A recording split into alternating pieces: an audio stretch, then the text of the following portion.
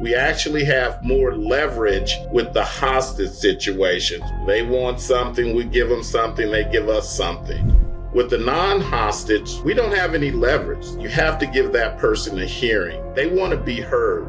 From the beginning, this was so ill-handled tactically, it was like throwing a match to straw. Ruby Ridge was not good.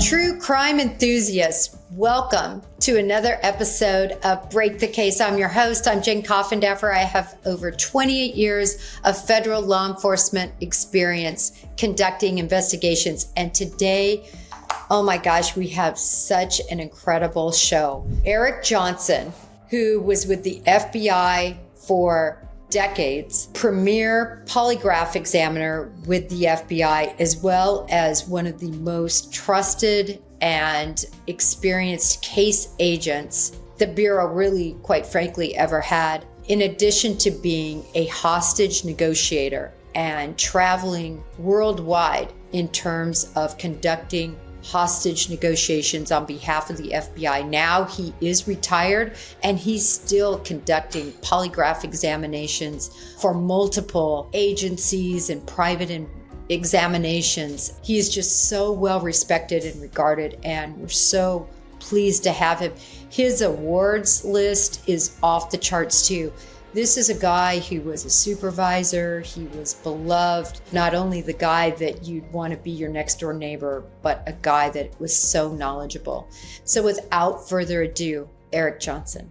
True crimers, welcome to Break the Case. And who I really want to welcome today is Eric Johnson. Eric, I can't tell you how thrilled I am to have you here.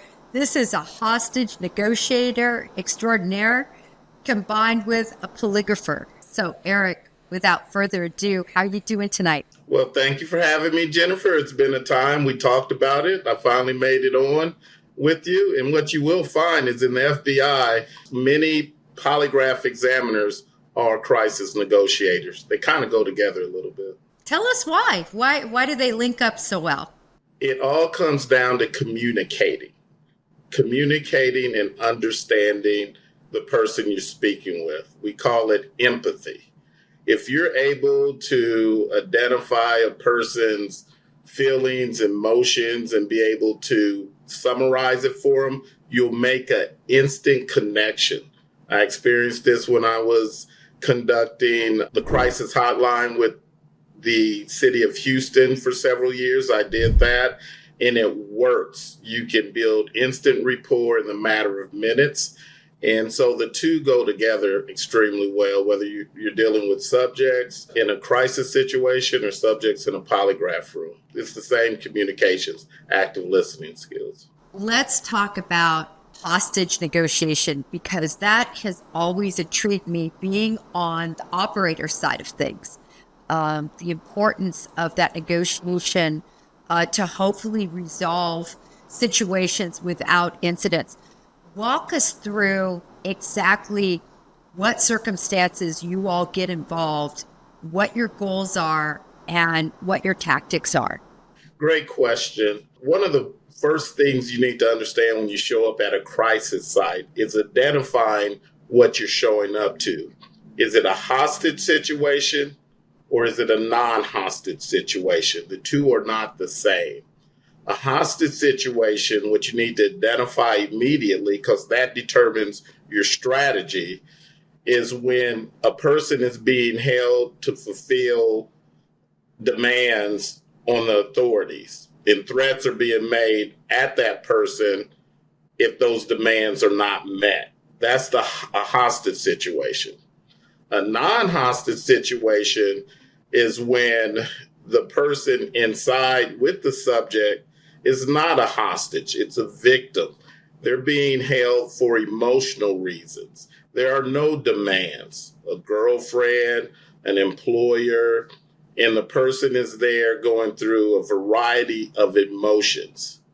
80% of the cases that law enforcement comes across that are barricaded are going to be the non-hostage situations. We actually have more leverage with the hostage situations, whether a bank robber gets caught inside a bank, a plane hijacking, because our strategy will be to bargain with that person. They want something, we give them something, they give us something. We can bargain. We have leverage in those situations. With the non-hostage, when it's a victim, we don't have any leverage. They don't really care for us to be out there. Their interest is the person inside mainly. That's the reason they're there. And it normally starts off with threats. So the key in both situations is to stall first. The key in the second situation is you have to make contact with that person, emotional contact. You have to give them what Gary Nessner, who's one of the founders of the FBI negotiation program, he used to call it, you have to give that person a hearing. They want to be heard. Their abilities to cope with life somehow broke down prior to them getting to that moment. It's kind of like a guitar. One string breaks, then another string breaks, and they're at that last string, and guess what? They just got fired. Well, that's it. And then they just snap. Well, that person is feeling rage, anger, violence, sadness, variety of emotions. You have to be able to tap into that and connect to that. And that's what a lot of people do not understand. Sometimes they think, oh, we just need to gather information about a person. Well, it's not, information isn't influence. Yeah, you know a lot about the person, but you're not going to influence them to put that gun down and come out that house. Or if it's an interview situation, I mentioned to you, a lot of the polygraph examiners are negotiators. Information is good, but what we're looking for is influence in the polygraph room. We want confessions. We have to use active listening skills and be able to empathize with the person to be able to meet that goal. So, Eric, you mentioned earlier offline when we were talking really how young a program hostage negotiation is within the FBI, really in terms of how long the FBI has been around. Take us through when it began, and I think that will lead us to some questions that some of the listeners might have about what happened at Waco, what happened at Ruby Ridge. So when we're talking about the history of the FBI negotiation program, in 2024, it's no longer young, but in the 90s, early 90s, it relatively was a young program, slightly over a decade old. Prior to negotiation programs, the tactical solution was the main solution. We called it a linear approach. We'll try to talk them out, and if they don't come out, then we're going to take them out. And there are several incidents in the 1970s. You had the Attica prison riot, some people may recall, in, I want to say that was 71, where the prisoners took over the prison for like 3 days. And finally, the governor or the on-scene commander had enough, and they got the National Guard, and they went in, and they end up killing 33 inmates, 10 guards. 9 of the guards that were killed with bullets. Well, who had the guns? The inmates didn't have the guns. It was the tactical people that went inside. You had the Munich 1972 hostage situation, people might recall, at the Olympics. That lasted only a day or so. And they decided to end it with a tactical solution when they were walking out to the plane. All but one of the hostages were killed in the tactical attempt to save them. We had in 1978, you had the MOVE movement in Philadelphia when they were in a housing project area, and they had a siege for several days. The mayor finally had enough, said, okay, let's launch some tear gas in there that was highly flammable. Actually obtained it from the FBI. They destroyed 60 homes in trying to have a tactical solution. New York came down to the FBI, said, hey, look, we have this negotiation strategy that we've been using. If you remember the Dog Day Afternoon movie with Al Pacino back in the day, that's a true story. Well, they had negotiators and they had a plan and they introduced it to the FBI and said, what do you think about it? And according to Gary Nessner, he said, you know what? This is the same thing we would use and adopted their program and built off their program. So that's the late 70s, okay? So then we get into the 80s. Waco hits in 93, Ruby Ridge before that. So we didn't have these strategies then, and then we learned a lot later from Waco. I know we're going to get into that a little bit. The main learning point from that, the tactical solution should not be the first solution in barricade siege situations. Yeah, absolutely, Eric. When you just cited all those situations, oh my gosh, the loss of life that occurred that possibly a hostage negotiator could have saved, which brings me to Waco. So many people believe, especially those that weren't around, they think, Eric, believe it or not, that the government lit that place up like a matchbox. We both know that's not true. For me, I wasn't in Waco. I was on the back side of that, but many people were in Waco. Eric, were you there? I was not there at the time. I had just gone through the school, I think, in 92. So I was not there. All negotiators had briefings on it afterwards. It was an after-action review. Somebody you and I know, Mark Young, who was a profiler at the time, he was there. It's very interesting. When I go back and look at tape at the early negotiations, he's like in all of the clips in the background there. The lessons learned from Waco have been forgotten today. It just seems like these modern day tactical units with law enforcement departments are now have switched back to the days of the 70s where it's tactical first, negotiation second. Really, that should not be the way it is. No, 100%, Eric. And from what you studied, from watching the tapes, from seeing what the negotiators did at Waco, walk us through how it went so south. Before people can say, well, the FBI messed it up during Waco, there were mistakes made, learning mistakes made. But all on-scene commanders, negotiators, tactical, the public needs to understand this extremely important point. You're not going to have a successful negotiation if the subject inside is suicidal. If that subject decides, I'm not coming out and I'm going to end it, you're not going to have a successful negotiation. There has to be a will to live on behalf of the subject. In my study and looking back at Waco, I don't believe one sense that David Koresh had a will to ever leave the Davidian compound. In fact, one of the surviving members of the Davidian compound mentioned that if the FBI HRT team would have entered their building, there was a plan to pull hand grenades and kill everyone. And she was one of the people who they chose to pull a hand grenade. So if there's not a will to live on behalf of the subject, then you're not going to have a successful ending where they walk out alive if that will does not exist. That being said, you are always assuming that they have that will to live and you're executing your strategies. The strategy that did not go well in Waco was that the tactical team and the negotiation team were on two different pages. They did not work well together at all. And that really comes down to the on-scene commander. At these sieges, it should be a triad. It should be the on-scene commander, one at the top, tactical, and the negotiation.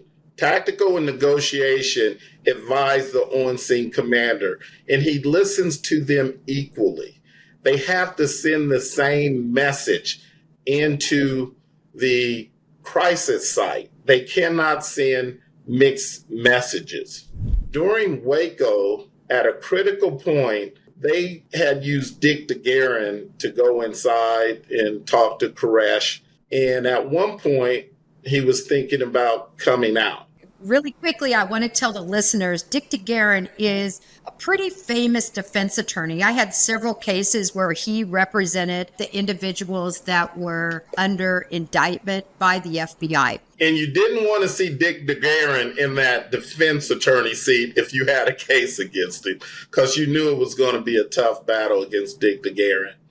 And so DeGuerin goes in, they agree to release a couple of people and even more after that. Well, as soon as they release 2 people, the HRT team takes their Bradley vehicles that they had brought in for cover and runs over David Koresh's personal Jeep Cherokee that he cherished and ran it over and just smashed it. They're watching from inside, looking at the government who approached them. You have to look at crisis sites. What does the subjects, what is their perception? So they're looking outside.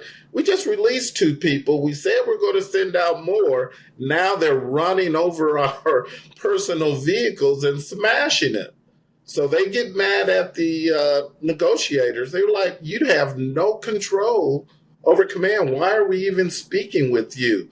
They're out here smashing our cars. We're cooperating. Those are 2 different messages that are being sent. That happened several instances during Waco, and it should not have.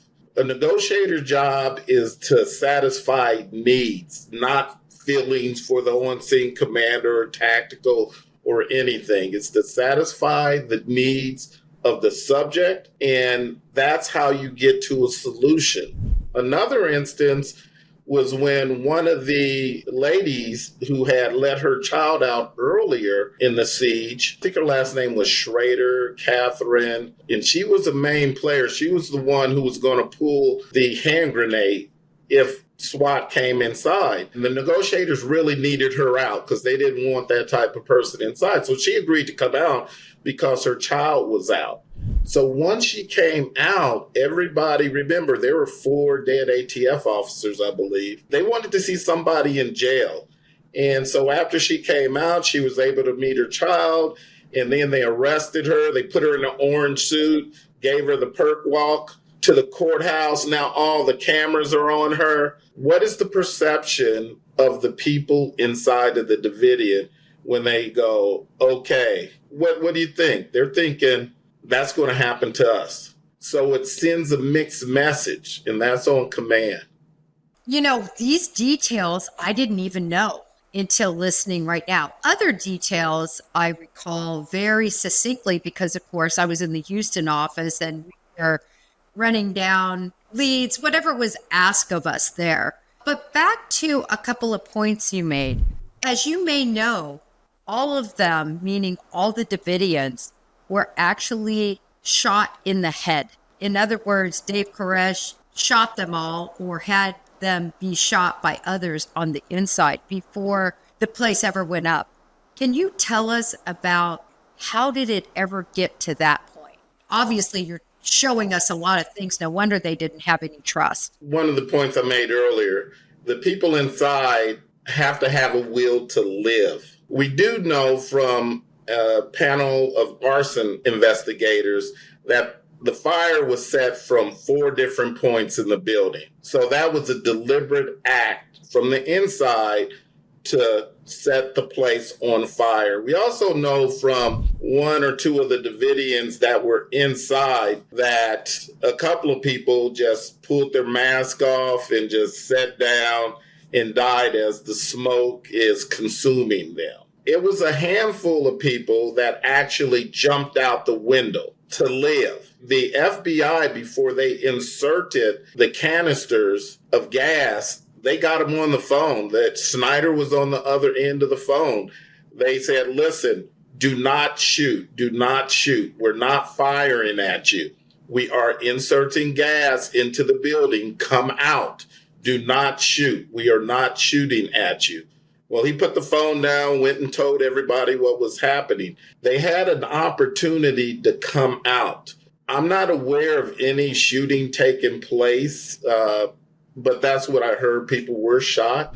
From the witnesses inside the Davidians, they didn't mention that. Maybe they saw it, but did not mention it. But for a handful of them, they jumped out that window. They wanted to live. And probably more of them could have escaped early before the flames consumed the building, because the smoke inhalation would have been extremely deadly for them.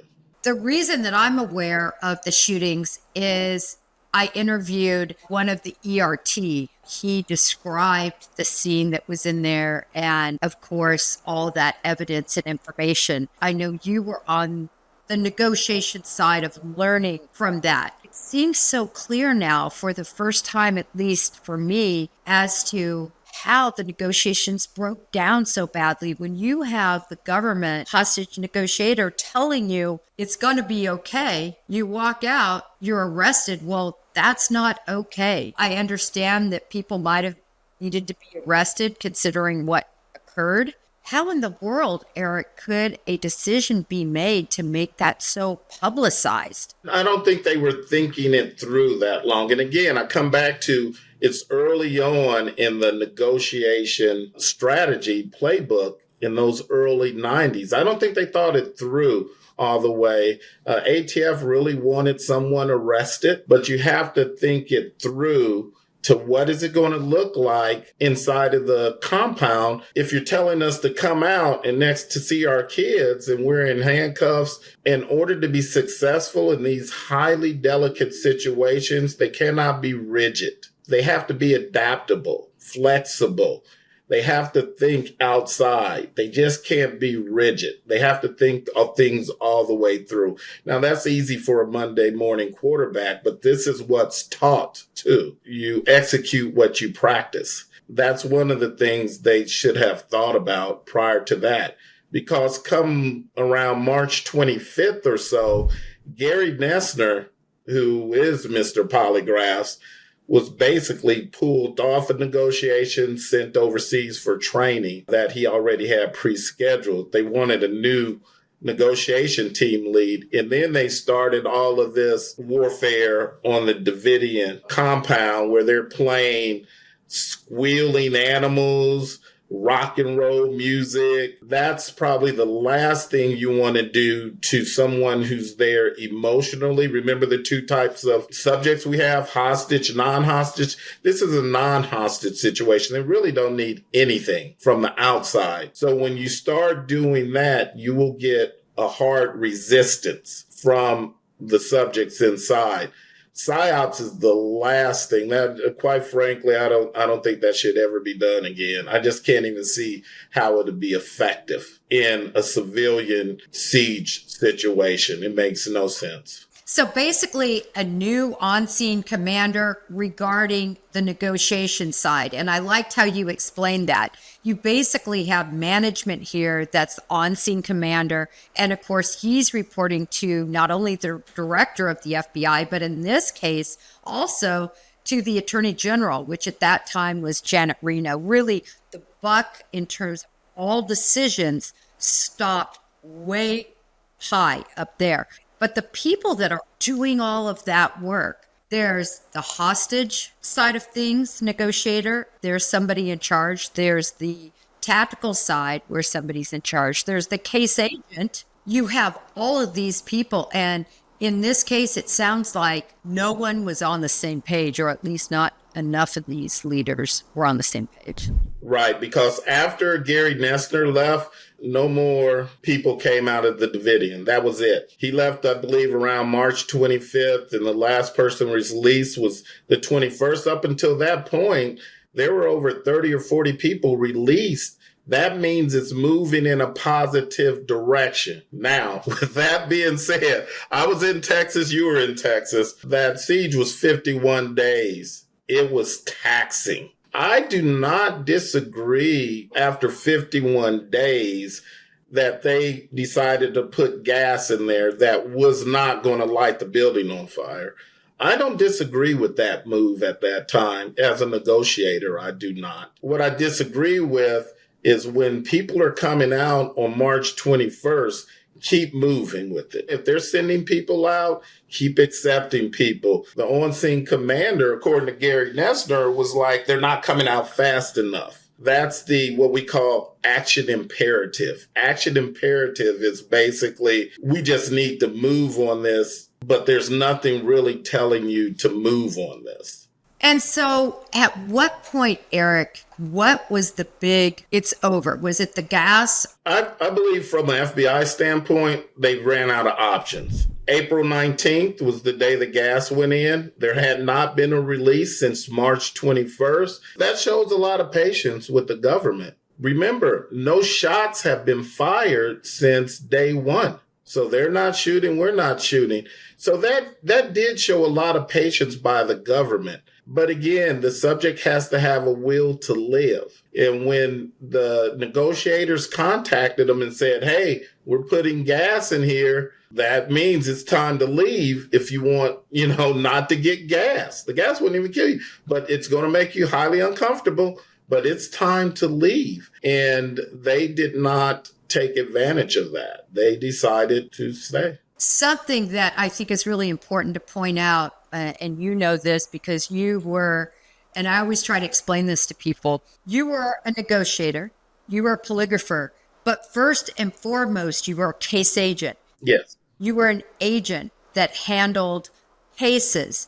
And these are like when I did SWAT, firearms instruction, law enforcement instructor, all of that is sort of our side jobs that we do. It's like when you're in college. You have to get through college even if you're on the basketball team. My point to all of this is when you were doing these negotiations and learning and all these people are there, this takes thousands, and I'm not exaggerating, of man hours. The hostage rescue team, all the SWAT teams, all the investigative teams, the interviewing teams, local law enforcement, the ATF, it was so taxing not only on hours of manpower, but money, putting people up in all these hotels and not saying lives are way more important than money, but just for people to understand this was a massive operation. And as you pointed out, lasted more than 50 days. It's a long time.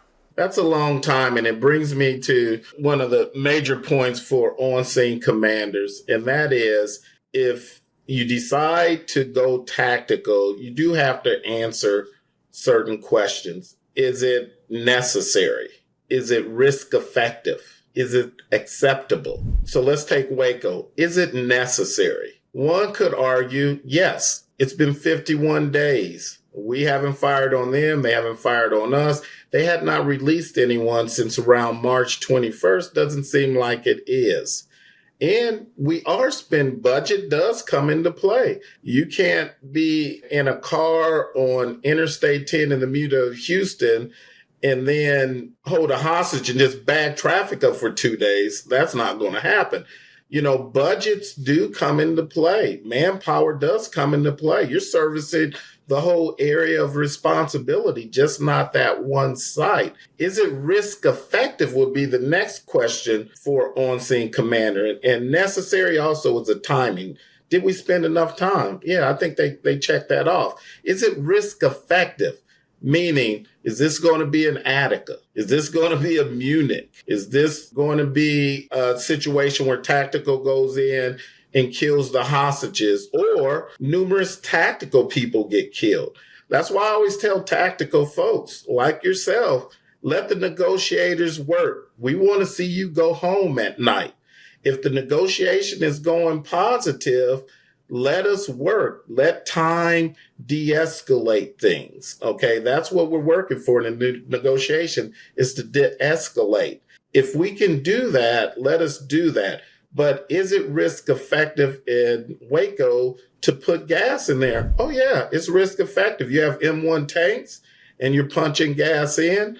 The operators are safe. You're not harming anyone inside lethally, with the gas. So it's risk effective. Then the last question, the one question that might be up in the air, and that is it acceptable? In Philadelphia, when they put the gas in that one house, it burned down 61 homes. That is totally unacceptable. It killed 6 children. That's totally unacceptable. Was putting gas in there an acceptable tactical operation by the FBI in Waco? I would argue that it was. I would argue that the people died was part of a suicide pact. The majority, maybe not all of them, but I would argue that they were part of a suicidal pact. They believed in Koresh. Some of them thought he was the next coming. He even claimed that. And they preferred to be in there instead of out in the world.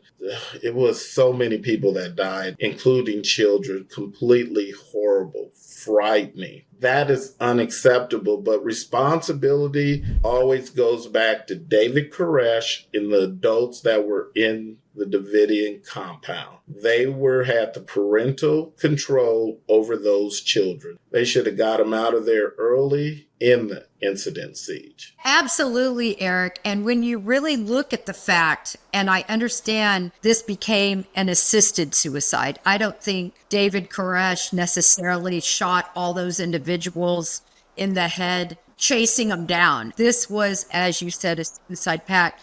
And I think at the end of the day, that's the reason why Waco was a disaster. It was because they didn't care about coming out at the end of the day, and they were willing to die for their convictions. Well, let's move on to Ruby Ridge, another considered disaster, I think, for the Bureau. To set this case up really quick, you had an individual who basically had retreated into the mountains. They're what we call sovereign citizens. They really did not buy into the idea that the government should be in charge. And a terrible situation happened with the U.S. Marshals Service, actually, initially. Unfortunately, there was gunfire exchanged, and it resulted in a hostage negotiation type situation up in the mountains. Ruby Ridge was not good. It just wasn't from a federal law enforcement position. From the initial charge, sawing off shotguns, to the warrant being issued, was the date given to Randy Weaver correct? The initial shooting, I was reviewing that the other day, that just happened. You have 2 United States Marshals who are responsible for serving warrants on Ruby Ridge, and the Weaver family is at top of the ridge. The warrant had been out since like 1991 or something like that, and they were getting pressured to go arrest him. But when you look at the terrain and where the house was, trying to get to that house without being spotted would be extremely difficult, as the marshals found out. So, what choice did they really have but to go and scout it out? And then they go to scout it out, and his dog alerts on one of the teams that's on the trail and starts charging down the trail.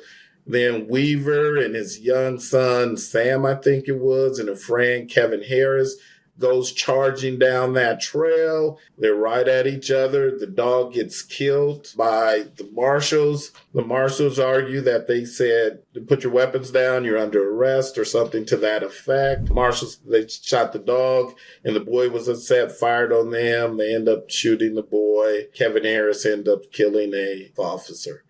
And then they split up at that time. That's the situation that's handed off to the FBI. That's extremely complicated situation.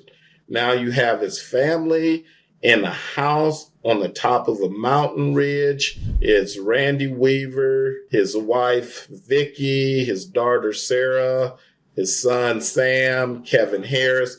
They all have guns because that's how you live up there on a hill. And HRT is called in first. negotiators second, and that's the FBI involvement because we investigate assaults on federal officers. I want to make 2 points here. People wonder why the FBI gets involved. The FBI's range of violations that we investigate is so broad, and it overlaps many other agencies. And in fact, in many cases, the FBI, in fact, we have primary jurisdiction and memos of understanding with the other agencies. So certainly when there's assault on a federal officer, which you had here, the FBI came in. And I just wanted to touch on hostage rescue team. The hostage rescue team, for people who aren't familiar, it's a team that is the creme de la creme of tactical officers, meaning they're really full-time professional athletes, kind of. All they do all day long is shoot,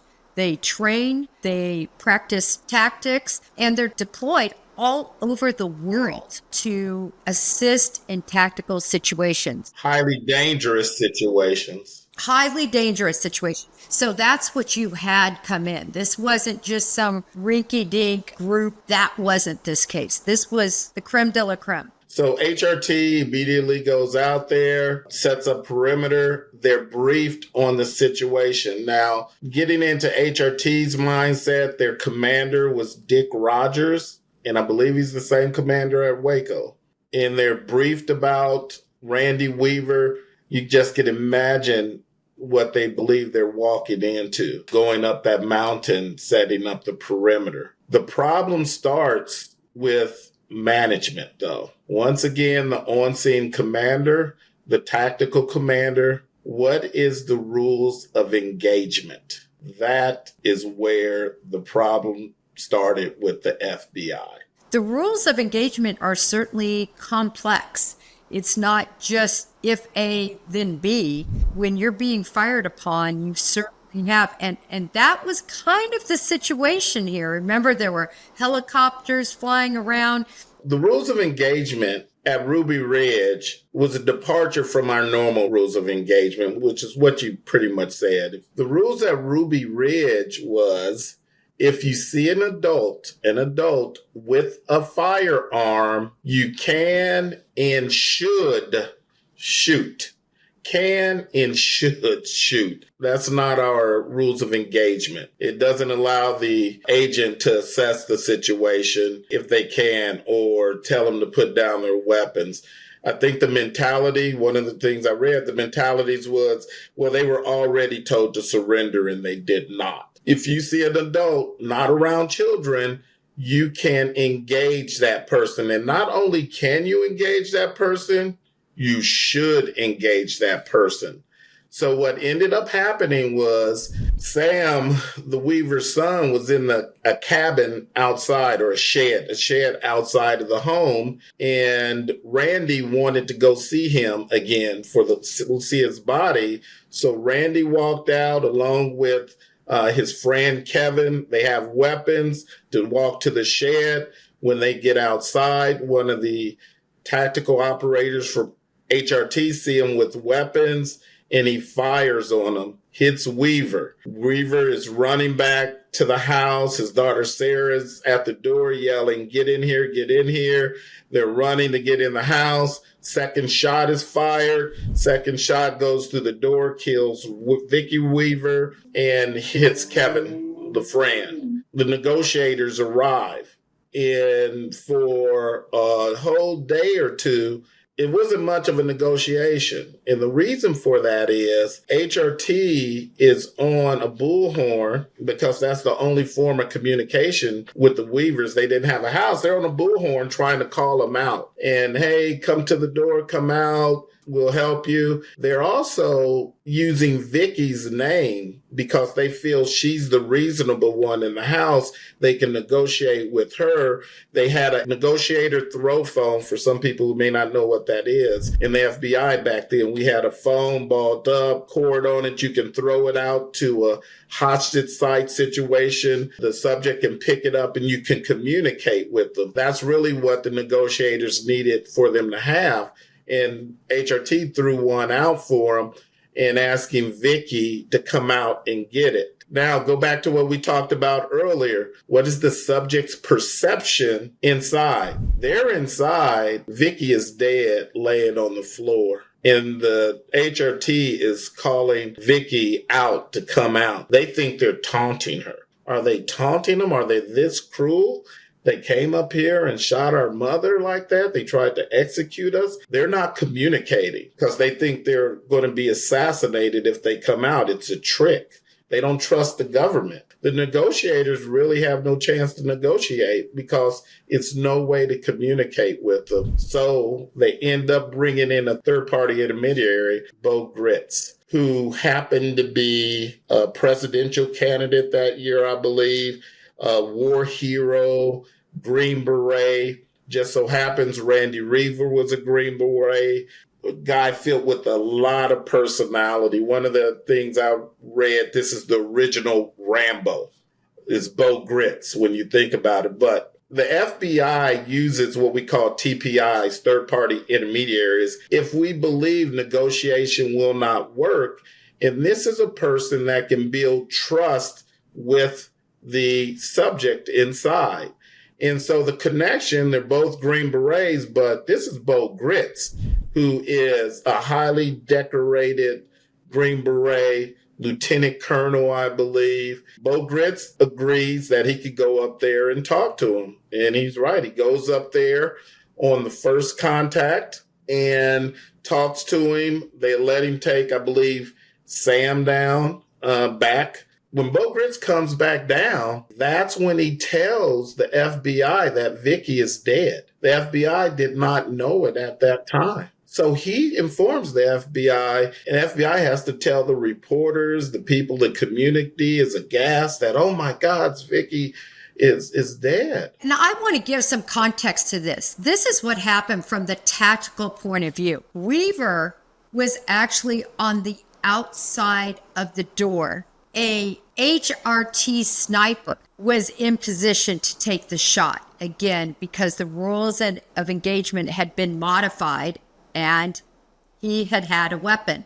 The negotiator shot, as I recall, through his shoulder, through the door, and standing behind the door was Vicky. So this wasn't a shot at Vicky. A lot of people don't realize that. They think that the target was Vicky. The target was Weaver, and it wasn't a good shot. That's why no one from the Bureau knew that Vicky was on the other side of the door, that the bullet went through, and that she was deceased. Thanks for clarifying that. That's extremely important. The sniper was not firing at Vicky or Sarah.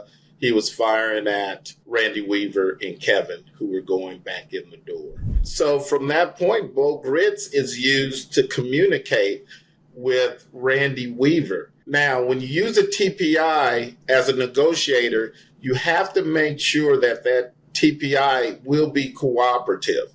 You know, just won't go off on their own plan and this is the way it's going to be done. They have to be able to listen.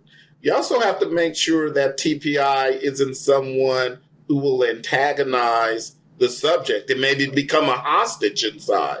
So you really have to evaluate a TPI before you use that person. But Bo Gritz seemed to be the perfect person for the situation because he goes back up there a second time and is allowed to bring Vicky back down in a body bag. And then when he goes up again to talk to Randy Weaver, now this is his words. It's time to come down, bring your family down here. You're hurt. It's time to come down. Randy had mentioned to him, according to Bo Gritz's words, is that no, we decided we're going to stay here and we're going to fight it off. And if we die on the hill, we're going to die on the hill or something to that effect. But Bo Gritz told him, look, I didn't come all the way up here for you to quit right now. Randy turned to his kids and everybody and said, let's go back down this hill with Lieutenant Colonel Gritz. One of the reasons subjects will not come out, sometimes they're not ready to.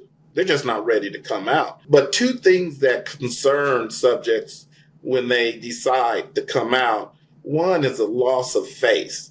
It's going to be embarrassing to people around them. I'm surrendering. but he wasn't surrendering. I'm walking down that hill right there with Lieutenant Colonel Bo Gritz. We're coming down. So he saves face in that manner. There's also the fear of being mishandled or abused or beat up when he comes out that house. He knows that, a federal officer was killed during contact. What are they going to do to me? They just tried to shoot me when I just walked outside. Well, I'm coming down this hill with Lieutenant Colonel Bo Gritz. They don't dare do anything against me at this point. So it's a safe release from the house to go down the hill when he's going down there with the TPI that the FBI did successfully recruit for the situation.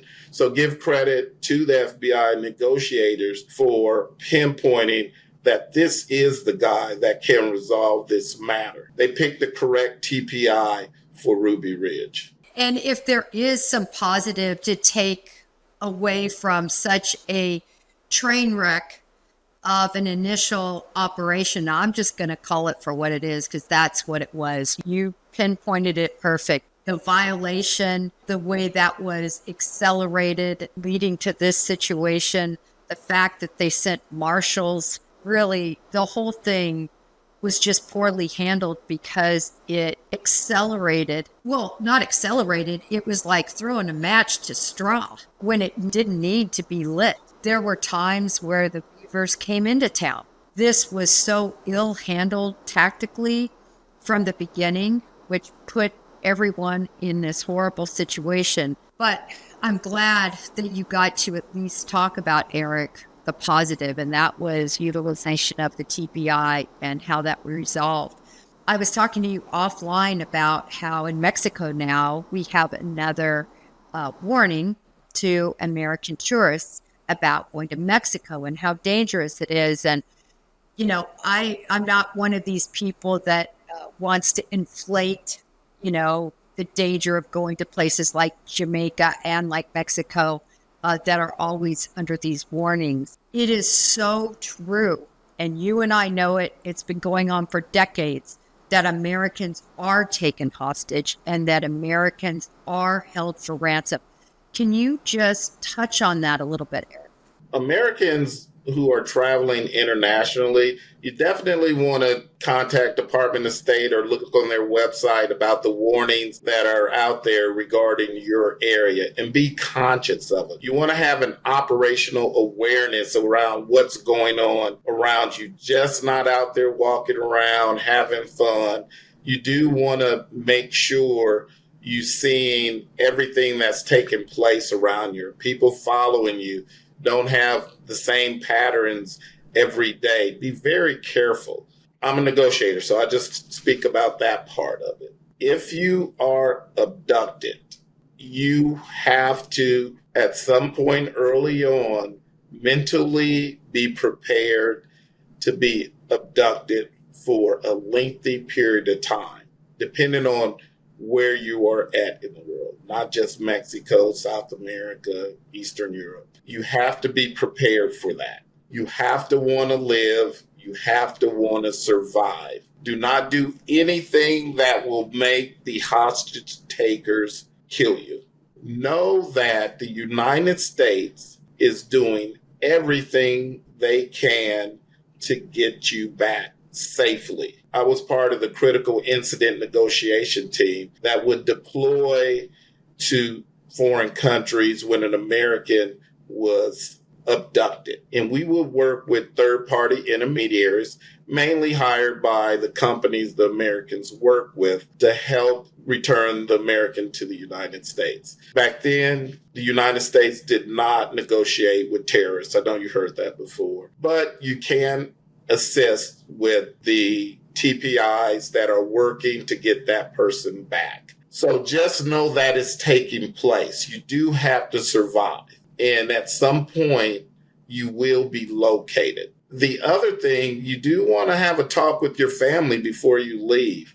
There's a lot of phantom kidnappings that take place now where you might be out at the pool or beach, your purse is snatched, they get your information, cell phone, then they call your parents and demand that they send, $100,000 immediately or you're not coming back. You want to have a code word, a code number, or something set up. If that happens and they get a phantom phone call like that, the relative can ask for, we need evidence that you have her. Tell me what her code word is. If they don't have that code word or code number, then you know it's a hoax. AI now that's being utilized, and with social media, people on social media speaking and everything, they can actually now utilize, and there's many cases like this happening right now, where individuals are getting contacted and they're actually hearing their loved one's voice because it's being recreated through AI.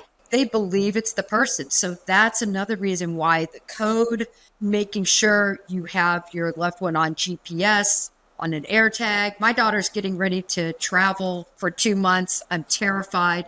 I'm making her have an AirTag, and she is going to have it on 24/7 so that I can keep track of her. But I want to hone back in on the hostage negotiation piece because it is fascinating. And you talked about this new unit, which I'm very familiar with. They started it pretty recently. Why? Because so many Americans were getting kidnapped, and the Bureau took a different stance. It said, okay, we used to keep this kind of hush hush. We can't anymore. And so we're going to come out with it.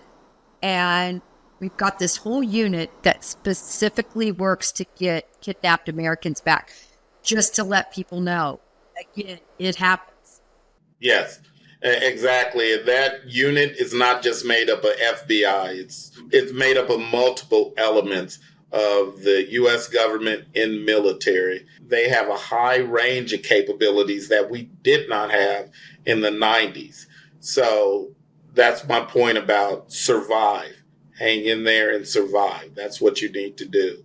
Eric, we're going to completely switch topics now and move on to Polygraph. And what's so amazing about your company, Eric, is recently the case regarding Casey Anthony, her parents were Polygraph, because for some reason, even though the evidence doesn't point in the direction of her parents, they were certainly under a lot of scrutiny, particularly Casey Anthony's father, in terms of, did Kaylee possibly drown? Did he dispose of the body? Some people, I would say, without evidence, but merely based on accusations by Casey Anthony, which were ridiculous, pointed in the direction of her father. But recently they were both polygraphed by someone that you are closely associated with. Can you tell us about that? A&E did a special where they approached Casey Anthony's parents, Cindy and George Anthony, and asked them if they would take a polygraph in regards to allegations you just mentioned, whether George disposed of the body, whether George had something to do with the disappearance. And a second allegation that Casey came up with, more recently, that not only was she molested by her father, but her daughter was also molested by him. And he was the one that took her body and disposed of it. So they agreed to take a polygraph. George Olivo, who's an extremely close friend of mine, I worked with George the last several years. We talk every other day. He was limited at what he could discuss when this whole thing was going on. But we did talk about questions. When you have a polygraph that you're doing that's highly sensitive, a lot's riding on it, not that there are a lot's riding on any polygraph, but something like this, it is highly recommended you consult with other examiners with experience. Just don't go out there by yourself and try to make sure you come up with the questions that will work, the formats that will work. And so we did discuss, possible formats and questions that would work best. Because when it comes to polygraph, one of the most important things I tell people is just understand the questions, the definitions. That's all you need to do. Know what you've done in life, know what you haven't done in life. And that's it. But understand definitions. But the questions have to be extremely specific and not broad. So we did discuss those. He came up with the final ones on his own and everything. 2 questions for you. In terms of the fact that it was reported, of course, in that special that they passed, how confident are you from being close to what happened in those circumstances? How confident are you that those results are accurate? Polygraph is about 87 to 92% accurate, in general. It's not perfect. It's not DNA. But over the years, the research shows it's around 87 to 92% accurate. And I'll be straightforward with you. That situation, if I was George, I'm not doing that. Is a very difficult polygraph to conduct because you're doing it. There's cameras in the room. You can see them. It's other distractions. Polygraph is extremely delicate. And they picked a good examiner. George is the one for that, to do that. But it's extremely delicate. You can't have anything that's making the examinee lose his or her focus. So what I'm looking for there is, can he pass it? Not can he fail it? Because that's a tough exam. You're taking something that happened years ago. It's 2024 now. They've talked to different people. You're a former case agent. That's one of the reasons we separate witnesses, so they don't hear something and now it's in their mind and they're starting to think it happened or they saw that. That's one of the reasons. So you have all this time, all these different reports, things that are happening. That's a tough, in his age. He's up in age too. People who are further up in age, once you hit 70s, they fidget. It's hard for them to sit still. Instructions are a little bit more difficult for them in a polygraph room. That's an extremely difficult exam. Quite frankly, I want to see if they can pass the test. And they did pass the test. George did use another FBI examiner to quality control his charts independently of George. Don't be whispering in my ear. I will look at the charts. I wasn't in the room, and I'm going to tell you if that person passed or failed. And an independent FBI examiner took a look at it, and he also passed both of them. His wife, Cindy, I knew she was going to pass before she took the test. I could tell just by her comments she made, some of the things she said.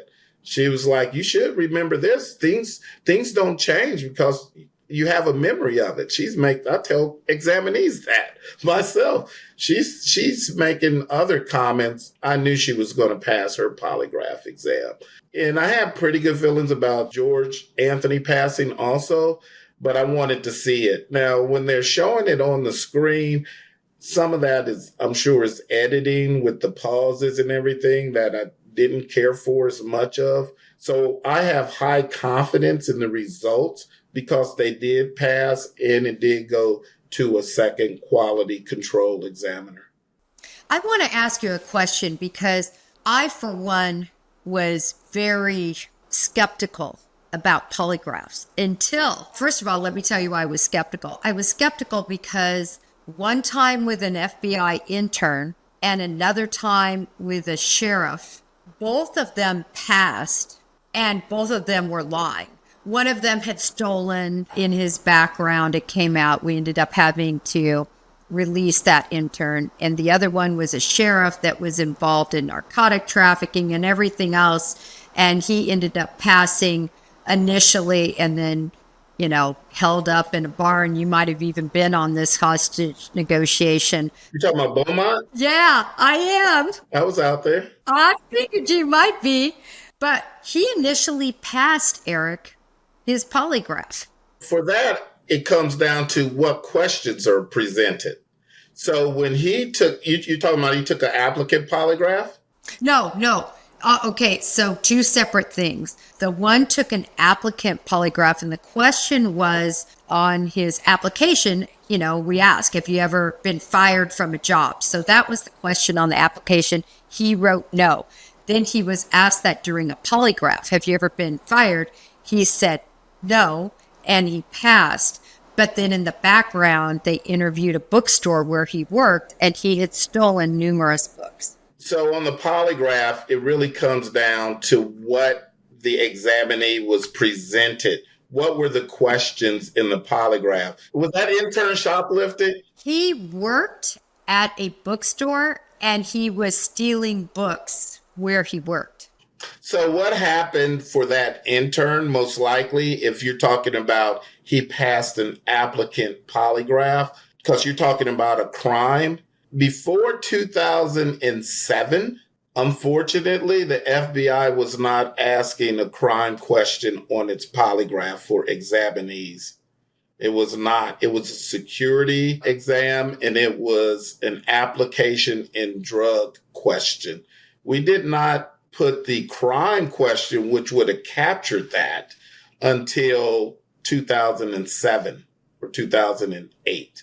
So a lot of people passed their polygraphs before 2007 who may have committed crimes. And when you talk about, do you know if polygraph works? My first year doing polygraphs, I go to St. Louis and I'm doing an applicant polygraph. This person is a captain in the military. Looked the part, you walk through the door wearing a suit. I'm like, oh man, that's agent material. Sits down, has a master's degree, and he's right about to EOD out of the military. I'm like, this guy's a great candidate.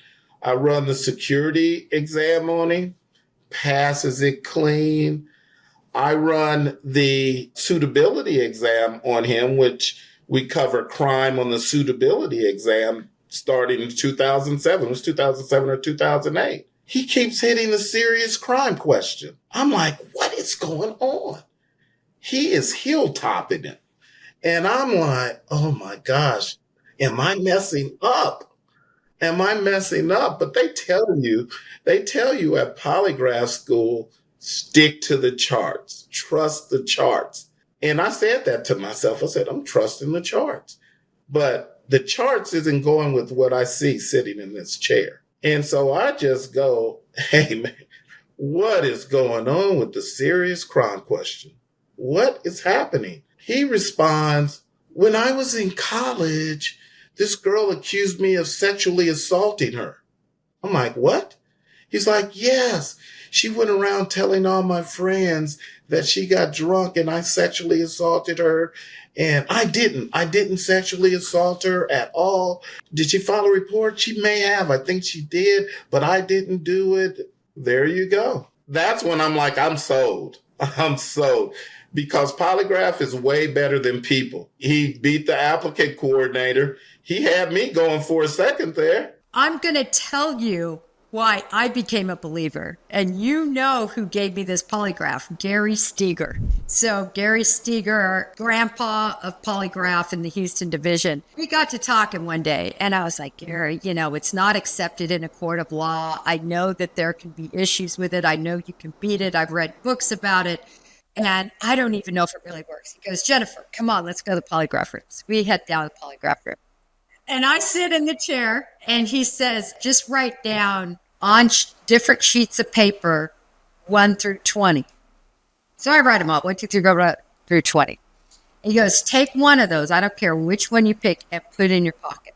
I put it in my pocket. I'm thinking, Eric, the whole time, I got the number 8 all going through my brain. Number 8. It's number 8. So he asked me, is it number 1? Is it number 2? You know how it goes. I'm like, no. Because he tells me to answer no to every question, right? Is it 1? No. Is it all the way through? He gets up to about number 15. He goes, all right, there's no need to go on. Just hand me number 12 out of your pocket. I go, oh, Gary, you're right. Yeah, 12. Yeah. No, he was 100% right. I had just told myself, I'm going to believe I have number 8 here.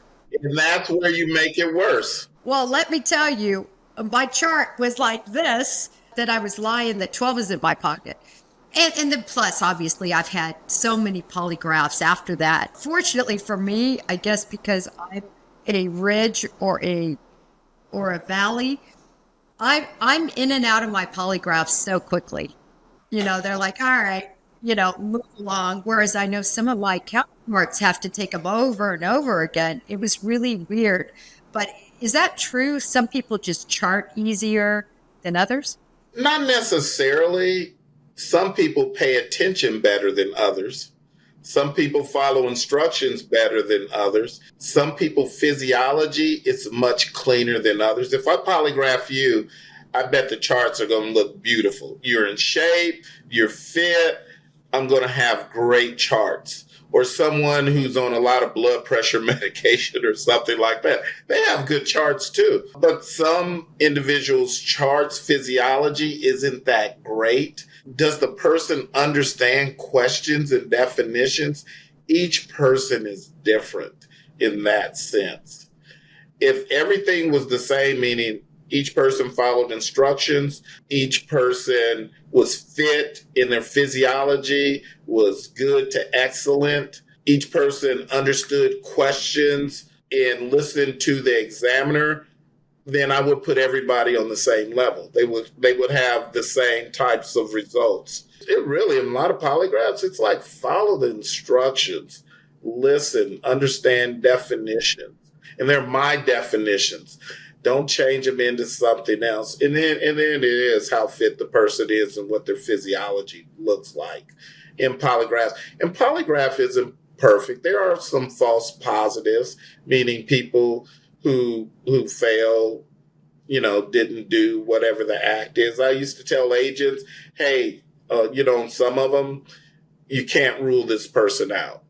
On other ones, they pass it. Yeah, rule this person out unless you come across something else. But I highly doubt this person is your target. Eric, thank you so much for your time. Your words of wisdom are amazing, and I think really bring a lot of attention to two subjects that so many people want to know about. So I can't thank you enough for spending your Sunday evening with us. Well, thanks for having me. I'm glad we had an opportunity to talk again. If we have to do it again some other time, just let me know. I'll be here for you, Jen. Thank you so much, Eric. I want to thank everyone for joining us on Break the Case. Hopefully you've left with more understanding regarding Ruby Ridge, regarding what happened at Waco, regarding polygraphs and hostage negotiation. Eric Johnson is just really the best, and his experience is second to none in these areas. And listen, if you liked what you saw, please press the subscriber button. It's free, one of the few things that is free left in this world. Until next time, may justice be served.